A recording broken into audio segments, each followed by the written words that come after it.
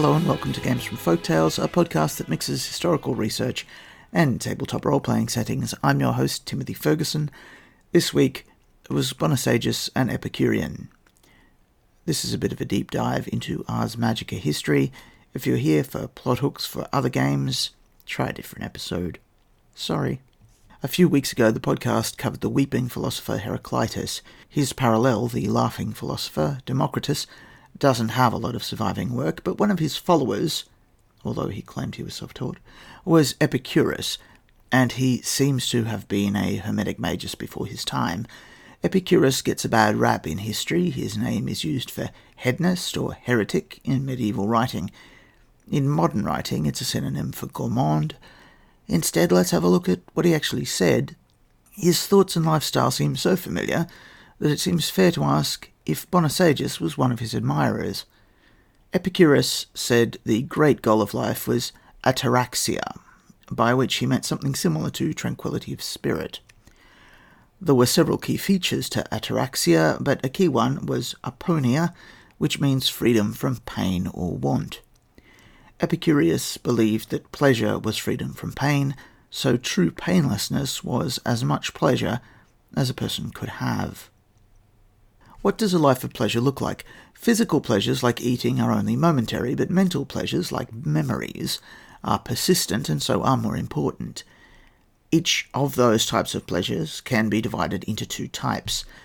Eating when you are hungry is an active pleasure. No longer being hungry afterward is a passive pleasure.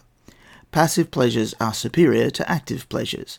Overindulgence causes pain, so there's a sort of moderation built into the philosophy. Pleasures of the body should not include artificially induced things that disturb mental equilibrium, because then the lesser pleasures disturb the greater pleasures. Friendship is important to a happy life. The works of Epicurus' successor didn't really survive beyond a few pages. One of them says that gods must be able to breathe, because they must be able to talk, because they must be able to converse, because they must have friends, because friendship is the key to happiness, and gods are defined as happy. Friends you can talk to about important things are the primary key to happiness. If you're a magus, you therefore need other magi. The solo lives magi lived before the order are, by Epicurean definition, miserable. The Epicurean school as an embryonic covenant. Epicurus' school was called the Garden. His students sat around in the garden and talked. He included women and slaves on merit. This seems to be unique at his time. Epicureans suggested it was important they be secluded from society to avoid trouble. He commanded his followers to live in obscurity to avoid being noticed. His followers avoided politics because it led to mundane difficulties and because it inflamed megalomania. He was against passionate love and thought sex was a distraction from thought. He had no wife or children of his own, preferring to instead care for friends and students. This seems very similar to the early versions of Bonisagus. Types of desire. Some types of desire are natural and necessary, and some are natural but not necessary, and some are neither natural nor necessary. Necessary in this case means something required for happiness, for freedom from physical discomfort, or to maintain life. Natural but unnecessary desires are things like cravings for luxurious foods, lusts for sexual intercourse. Epicurus didn't believe these made you so much happier that they were worth the hassle. The final category includes limitless desires, like covetousness for money, which can never be satisfied, and so draw implacably away from happiness. Epicurus believed that the gods existed, were immortal, and were blessed, and that there is nothing else to know about them. They may be ideals to contemplate, or they may physically exist in the voids between worlds. Given that you can't interact with either, why worry? Their rituals may be something you do to avoid annoying their followers, but that's not the same as them being true. Epicurus did not believe in any afterlife at all, and he saw this as a profoundly liberating truth. His followers often had a particular motto on their gravestones, non fui, fui non sum, non curo, which, loosely translated, is, I was not, I was, I am not, I do not care. This testified that they had passed from any possibility of pain, and therefore their philosophy can be seen as secular. The source of the code.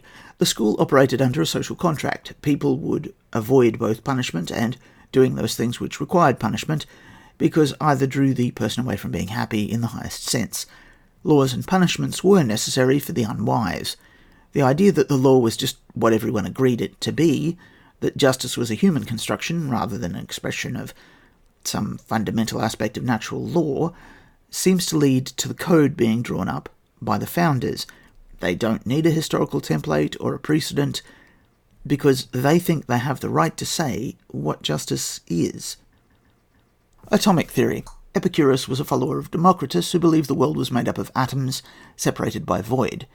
They thought there were an infinite number of atoms and an infinite amount of void, but there must be a finite number of types of atoms, which means that they could only be combined in a finite, if potentially very large, number of configurations. The infinite number of atoms meant there are infinite worlds, or as Epicurus called them, cosmoses, separated by vast voids. Atoms can't be created or destroyed, but they can be called from elsewhere and banished, which is creo and perdo. They can collide, then bounce off or fuse, which is rego, or combine and then join and change, muto. When not forced to do anything else, they naturally slide downwards towards the ground, but sometimes they unpredictably swerve. This swerve caused the universe, and it allows free will. The swerve also allows magic because it breaks the mechanical chain of causality. They also believed in something like species, defined in the Ars Magica illusion sense rather than the biological sense. Items shedded atoms, and these atoms carried information about the items. Scientific principles. Ideas should not, according to the Epicureans, be considered as true until they'd been tested. As a foundational position, they thought you should keep in mind all possible explanations for a thing until each was disproved by evidence. The followers of this school had 3, later 4 criteria for claiming something to be true. The first is sensations. All sense perceptions are true, but they can be misperceived. The way of checking is by examining a thing more clearly. That actually seeing things yourself was the primary way to discern truth is not radical to us, but in a world filled with occluded truths and superstitions, it's startlingly modern. It's how intelligo magic makes sense as an art. Preconceptions. Epicurus thought we learned what, for example, an apple is by watching other people and learning what they meant when they say the word apple. Plato thought that to know what an apple was, you needed an inherent knowledge of apples as a sort of built-in vocabulary. Epicurus believed you could just keep discovering things outside of your collective experience, and that you and your friends would come up with names for them. Feelings are the bedrock of Epicurus's philosophy. Pain is bad and pleasure is good. We know that hitting our hand with a hammer is a bad thing, and by extension hitting our neighbour's hand with a hammer is a bad thing, not through any deep consideration of the nature of the will of the divine as it related to good and evil, but because it hurts. Some things hurt a lot. They are very bad things. Some things cause us vast mental distress over a prolonged period. We shouldn't do those things. Things which make you miserable probably aren't right because wisdom is pleasurable, and maybe you should look more closely at the things that are making you miserable. I'm reading into that a seed of the argument for scientific truth having elegance here. The fourth criteria comes from after Epicurus's time, and it was that once you had a system of observations, you could build up logical conjectures from those observations. Thus, the gods have friends because it is logical that they have friends, rather than because someone has peered at them with a set of binoculars. This looks like a primitive version of the scientific method and explains why things like laboratory experimentation are considered useful in Hermetic thought. Earlier magicians don't do this. I've called Bonisagus the great secularizer before, but I never really understood where the drive came from, beyond cosmopolitanism caused by his travels as a young man. Could Epicurus provide this? Epilogue. A library of papyri containing some Epicurean writing was found in the ruins of Herculaneum after the game period. One of his followers sums up Epicurean philosophy like this: don't fear God, don't worry about death. What is good is easy to get, and what is terrible is easy to endure. See you next week. Oh, no, new catchphrase, your saga may vary.